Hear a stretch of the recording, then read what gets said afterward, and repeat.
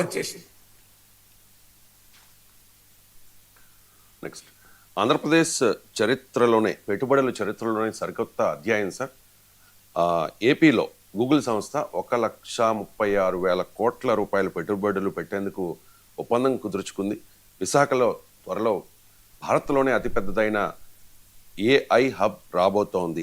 America బయట అతిపెద్ద data centre ఇదే కాబోతోంది అటు సార్.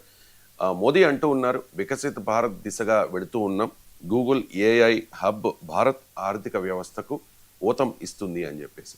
సో విశాఖకు రాబోతోన్న ఈ గూగుల్ ఏఐ హబ్ అండ్ ఈ ఒప్పందం గురించి మీ కామెంట్స్. ఇది చాలా గొప్ప పరిణామము. డెఫినెట్గా చంద్రబాబు నాయుడు, లారా లోకేష్ను అభినందించాల్సినటువంటి అంశము. ఎందుకంటే this is the largest FDI in India.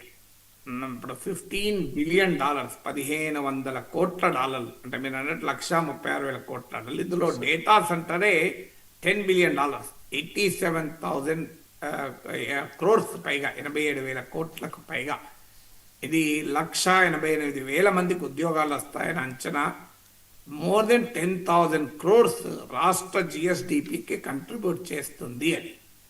So దీంతో పాటు ఏఐ హబ్ మీకు డేటా సెంటర్తో పాటు it's a very big Raiden Infotech అని గూగుల్ సబ్సిడరీ. ఇది పెద్ద ఏఐ హబ్ కూడా ఇక్కడ ఏర్పాటు చేస్తున్నారు. దీని పదో ప్రత్యేకత ఏంటంటే ఇది గ్లోబల్ కనెక్టివిటీకి విశాఖ కేంద్రం కాబోతోంది. ఎందుకంటే under water, under see, subsea అంటారు. సబ్సీ కేబుల్స్ వేసి మలేషియా అలాగే నుంచి ఆస్ట్రేలియా వరకు ఇది కనెక్ట్ చేస్తారు. అంటే 12 కంట్రీస్ మీకు విశాఖపట్నం నుంచి డేటా సెంటర్ నుంచి 12 దేశాలకు మీకు కనెక్టివిటీ వస్తుంది. అంటే ఇంత మ్యాసివ్ డేటా సెంటర్ మీరు చూడండి. ఒక రకంగా గ్లోబల్ డేటాను డేటా సప్లై చైన్ అనొచ్చు. ఒక రకంగా గ్లోబల్ డేటా ప్రవాహ స్రవంతిలో విశాఖపట్నం ఒక ప్రధాన కేంద్రం అవుతుంది. It will B a global connectivity hub. అందుకే తెలుగు వారికి డెఫినెట్గా గర్వకారణం. ఎందుకంటే ఇంత మ్యాసివ్ ఇన్వెస్ట్మెంటే కాదు, వస్తున్న కంపెనీ గూగుల్ మనకు అర్థం కావాల్సింది. ఇప్పుడు చాలా సందర్భాల్లో ఈ ఇన్వెస్ట్మెంట్ సమ్మిట్లు జరుగుతాయి, ఇన్ని లక్షల కోట్ల పెట్టుబడులు వచ్చాయి, అన్ని లక్షల కోట్ల పెట్టుబడులు వచ్చాయి అని మనకు పత్రికల్లో పతాక శీర్షికలు వస్తాయి, కానీ ఆచరణలో రావు. ఎందుకంటే అవి కేవలము ఎక్స్ప్రెషన్ ఆఫ్ ఇంట్రెస్టే. సో మీకు మాకు ఇంట్రెస్ట్ ఉంది అని చెప్పడం, దాని తర్వాత మెమరాండం ఆఫ్ అండర్స్టాండింగ్ ఉంటుంది, తర్వాత రియల్గా ఇన్వెస్ట్మెంట్ రావడం ఉంటుంది. అందువల్ల ఈ ఈఓఐ అంటారు, ఎక్స్ప్రెషన్ ఆఫ్ ఇంట్రెస్ట్ ఆధారంగా ఇప్పుడు మన వాళ్ళు వరల్డ్ ఎకనామిక్ ఫోరం దావోస్ పోయినప్పుడు, అక్కడ ఇక్కడ పోయినప్పుడు, అమెరికా పర్యటించినప్పుడు ఇలాంటి ఈఓఐ ఎక్స్ప్రెషన్ ఆఫ్ ఇంట్రెస్ట్, మీ కంట్రీలో మీ రాష్ట్రంలో 20,000 కోట్ల పెట్టుబడులు పెడతాం అంటారు. దాంతో మన పత్రికల్లో పతాక శీర్షికలు, రాష్ట్రానికి 20,000 కోట్ల పెట్టుబడులు అని. కానీ రియాలిటీలో అవి ట్రాన్స్లేట్ కాదు, గ్రౌండ్ కావు. కానీ ఇది అలాంటిది కాదు. ఎందుకంటే ఇది ఊరు పేరు లేని కంపెనీ కాదు, ఇది గూగుల్. మీకు సయానా Google cloud CEO Thomas Kurian కూడా ఈ ఒప్పందం పైన సంతకాలు చేశారు. అలాగే సెంట్రల్ గవర్నమెంట్, స్టేట్ గవర్నమెంట్ ప్రతినిధులు కూడా ఉన్నారు. దీని వెనకాల చాలా ఎఫర్ట్ ఉంది. ఇది ఒక్క రోజులో వచ్చింది కాదు, ఏదో రాత్రి వచ్చింది కాదు. మీకు దీని చరిత్ర కనుక మనం తీస్తుంటే రాష్ట్ర ఐటీ మంత్రి నారా లోకేష్ అమెరికా పర్యటన సందర్భంగా గూగుల్ హెడ్ క్వార్టర్స్కి వెళ్ళి గూగుల్ ప్రతినిధులతో చర్చలు జరిపారు. అలాగే విశాఖపట్నానికి గూగుల్ ప్రతినిధులు వచ్చిన సమయంలో స్వయానా లోకేషే వాళ్ళని తీసుకొని ఆ ప్లేస్ చూపెట్టి, ఇంకో ఇక్కడ మీరు ఈ డేటా సెంటర్ ఏర్పాటు చేయవచ్చు అని వాళ్ళకు ఫిజికల్గా ఈ ఎస్కార్ట్ అయ్యారు. తర్వాత సెంట్రల్ గవర్నమెంట్తో కూడా చర్చలు జరిపి, ఇప్పుడు ట్యాక్స్ కన్సెషన్స్ ఇవన్నీ ఉంటాయి. ఎందుకంటే ఇది మ్యాసివ్ పవర్. డేటా సెంటర్ అంటే మీకు పెద్ద ఎత్తున పవర్ కన్జ్యూమ్ చేస్తుంది. మీకు ఇదొక పెద్ద ఛాలెంజ్. అందుకొరకే దీని కొరకు ప్రత్యేకంగా ఒక పవర్ గ్రిడ్ ఏర్పాటు చేస్తున్నారు. అందులో దాని ఖర్చులు గూగుల్ పెట్టుకుంటున్నా, అందులో కొంత రాష్ట్ర ప్రభుత్వము సబ్సిడీ కూడా ఇస్తుంది, అందులో కేంద్ర ప్రభుత్వాలు ట్యాక్సెస్ కన్సెషన్స్ ఇస్తున్నాయి. ఇవన్నీ కూడా క్లియర్ చేసుకోవడం. అందువల్ల ఇటు కూటమి ప్రభుత్వం రాష్ట్రంలో ఉండడం, కేంద్రంలో ఉండడం వల్ల ఇది సులభమే. మీకు అందువల్ల అవన్నీ కూడా గ్రౌండ్ వర్క్ ఒక 1.5 ఇయర్స్గా అంటే కూటమి ప్రభుత్వం అధికారంలోకి వచ్చినప్పటి నుంచి చేస్తున్న కృషి యొక్క రూపం ఇది. ఇది ఏదో సడన్గా వచ్చింది కాదు. ఇది రిలయబుల్ ఎందుకు అంటే this is the Google project. అందులో పెడుతున్నది ఏఐ రంగంలో. ఇవాళ ఆర్టిఫిషియల్ ఇంటెలిజెన్స్ రంగంలో బిగ్ టెక్ కంపెనీస్ కాదు, పెద్ద ఎత్తున మైక్రోసాఫ్ట్ ఓపెన్ ఏఐలో పెట్టుబడుతోంది, గూగుల్ జెమినైలో పెడుతోంది, ఇలా పెద్ద ఎత్తున పెడుతున్నారు. సో మామూలుగా పెట్టుబడులు కాదు, ఆర్టిఫిషియల్ ఇంటెలిజెన్స్ రంగం మామూలుగా పెట్టుబడులు పెట్టడం లేదు. అందువల్ల ఇవాళ ప్రపంచ స్టాక్ మార్కెట్ను ఐటీ కంపెనీలు ఏఐ కంపెనీలు శాసిస్తున్నాయి. నేను ఇంతకుముందు కూడా చాలాసార్లు చెప్పాను, Nvidia market capitalization is equivalent to India GDP అని. మీకు S&P 500లో 40% మీరు ఏఐ కంపెనీలు ఐటీ కంపెనీల షేర్లే ఉన్నాయి. సో అందువల్ల this is the new technology. అంటే మీకు క్రియేటివ్ డిస్ట్రక్షన్ అంటారే, ఇటీవల నోబెల్ ప్రైజ్ కూడా వచ్చింది ఎకనామిక్స్లో. ఈ క్రియేటివ్ డిస్ట్రక్షన్ గురించి మాట్లాడినందుకు మీకు ఈ క్రియేటివ్ డిస్ట్రక్షన్ ఏంటంటే పాతది పోయి కొత్తది క్రియేట్ అవుతుంది. మీకు ఎకనామిక్ ఫిలాసఫీలో ఏమంటారంటే capitalism continuously revolutionises itself అని. అంటే పెట్టుబడిదారి ఆర్థిక వ్యవస్థకు ఉండే స్వభావం ఏంటంటే అది నిరంతరం విప్లవాత్మకంగా మార్పులు చెందుతూనే ఉంటుంది. అంటే ఒక మార్పు వచ్చి పాత వ్యవస్థను కంప్లీట్గా మార్చేసి కొత్త వ్యవస్థను క్రియేట్ చేస్తుంది. మీకు ఉదాహరణకు మిషన్లు వచ్చాక అప్పటిదాకా చేతితో చేసే వాటికి ప్లేస్లో కంప్లీట్గా మార్చేసింది ప్రొడక్షన్. మీకు ఇంటర్నెట్ వచ్చాక, ఇంటర్నెట్ రాకముందు ప్రపంచం, ఇంటర్నెట్ వచ్చాక ప్రపంచం, జస్ట్ కంపేర్ చేసుకోండి, మీకు ఆశ్చర్యం వేస్తుంది. మనకు అసలు ఇంటర్నెట్ రాకముందు మనం ఎట్లా బతికాము? ఇవాళ ఇంటర్నెట్ లేకుండా పొద్దున్న లేవనే వాట్సాప్ చూసుకోవాలి, ఏదైనా ఆర్డర్ చేయాలంటే స్విగ్గీలో ఆర్డర్ చేయాలి, బ్లింకెట్లో ఆర్డర్ చేయాలి, అమెజాన్లో ఆర్డర్ చేయాలి. అసలు ఒక వెహికల్ బుక్ చేసుకోవాలంటే, ఆటో బుక్ చేసుకోవాలన్నా మీకు ఊబర్లో ఆటో బుక్ చేయాలి, ఓలాలో ఆటో బుక్ చేసుకోవాలి. అసలు ఇంటర్నెట్ లేకుండా ఎట్లా బతికాము మనము అని ఆశ్చర్యం వేస్తుంది మనకు. మన ఇంటర్నెట్ ఏ రకమైన టెక్నాలజికల్ ఎవల్యూషన్. తాజాగా ఎకనామిక్స్ నోబెల్ వచ్చినందుకే క్రియేటివ్ డిస్ట్రక్షన్ అండ్ ఇన్నోవేషన్ ఎకానమీని ఏ రకంగా మార్పు చేస్తుంది అన్న ప్రతిపాదనలకు కాను నోబెల్ ప్రైజ్ వచ్చింది ఎకనామిక్స్లో. So artificial intelligence is going to be the creative destruction. మీకు దాని ఇన్వెస్ట్మెంట్ బబుల్ అని ఈ మధ్య కాలంలో అందరూ అంటున్నారు. పెట్టిన పెట్టుబడులు అన్నీ సఫలీకృతం కాకపోవచ్చు. As of now MIT study ప్రకారం కూడా 95% ఆఫ్ ఎంటర్ప్రైజ్ ఏఐ నష్టాల్లోనే ఉంది. అంటే ఏఐ కంపెనీలు నష్టాల్లోనే ఉన్నాయి. బట్ డెఫినెట్గా it will be a technology బబుల్గా మాత్రం బస్ ఉండదు. ఖచ్చితంగా టెక్నాలజీ అప్గ్రేడ్ అవుతుంది, ఇది ఇండస్ట్రీ అప్గ్రేడ్ అవుతుంది, ఇన్వెస్ట్మెంట్ పెట్టిన వారందరూ లాభాలు పొందకపోవచ్చు. అందువల్ల artificial intelligence is going to B another creative destruction.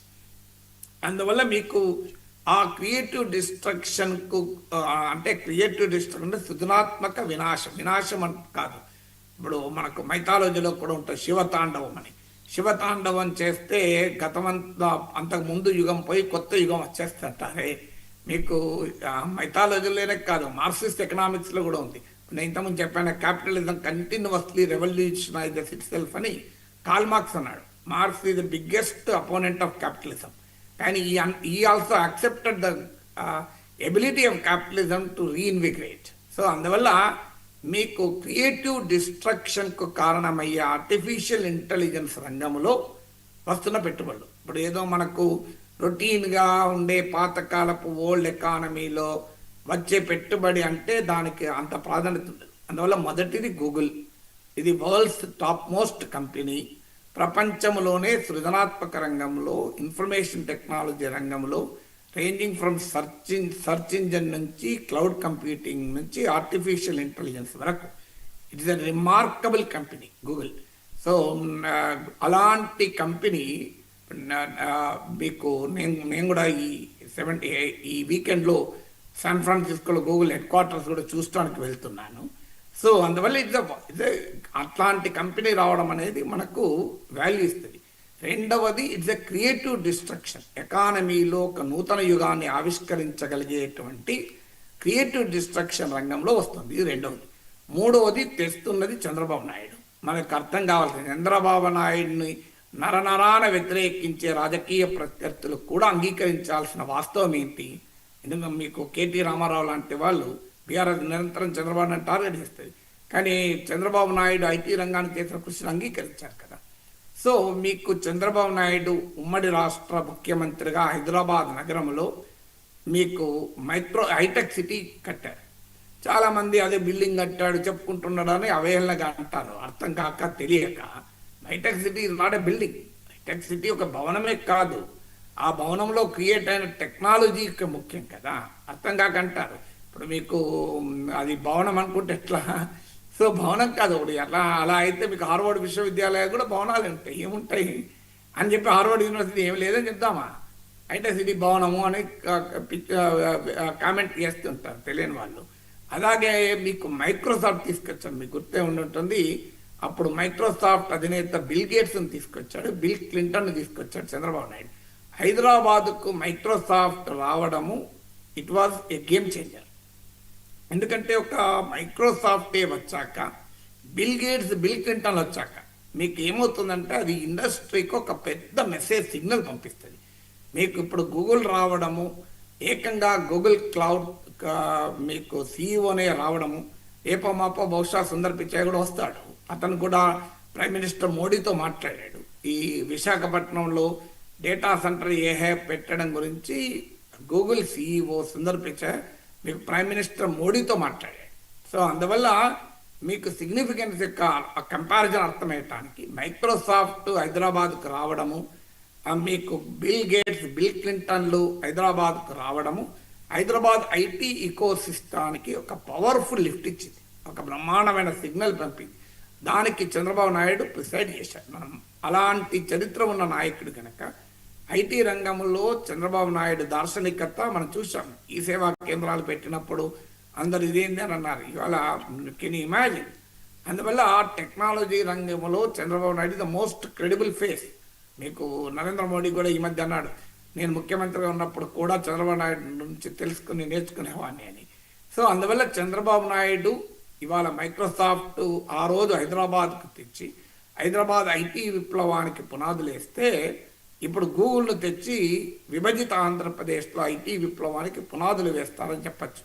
బహుశా రేపో మాపో డొనాల్డ్ ట్రంప్ సుందర్ పిచాయ్ కూడా ఆంధ్రప్రదేశ్కి వస్తారు. మీరు చూడండి, it is a matter of time. అది వెంటనే జరుగుతుందని నేను అనలేను, కానీ బట్ డెఫినెట్గా జరుగుతుంది. మీకు bill gates bill Clinton Hyderabad వచ్చినట్లు విశాఖపట్నానికి ఆంధ్రప్రదేశ్కు డెఫినెట్గా డొనాల్డ్ ట్రంప్ సుందర్ పిచాయ్ కూడా వస్తారు.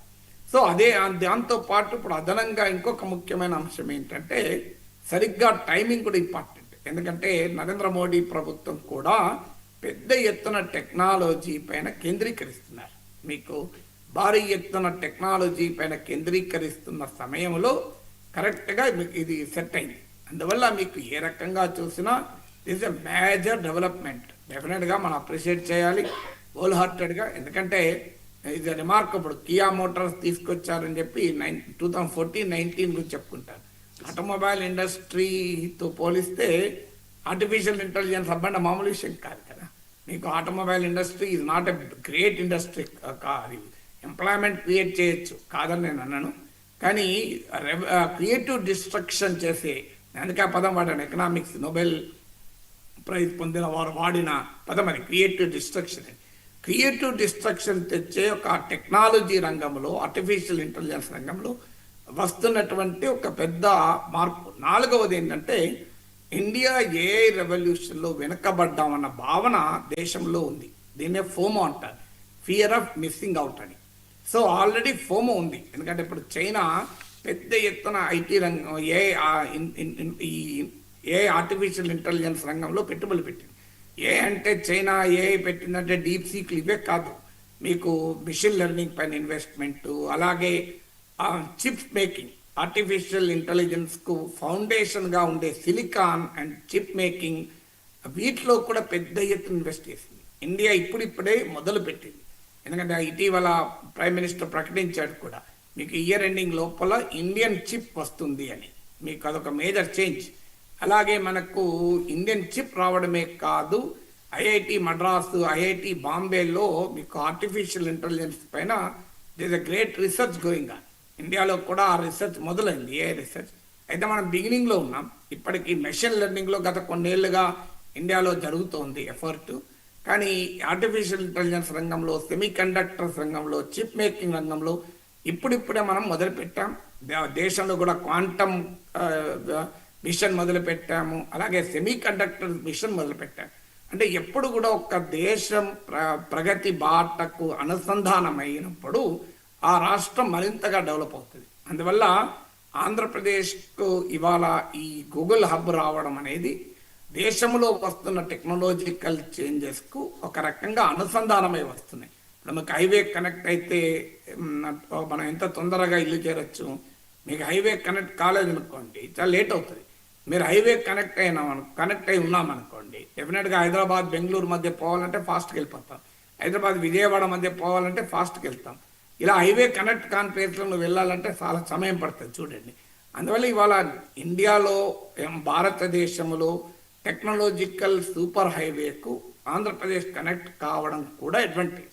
అందువల్ల it's a great development. We should congratulate both Chandrababu Naidu and Nara Lokesh. Right sir, చిన్న బ్రేక్ తీసుకుందాం సార్. బ్రేక్ తర్వాత తెలంగాణ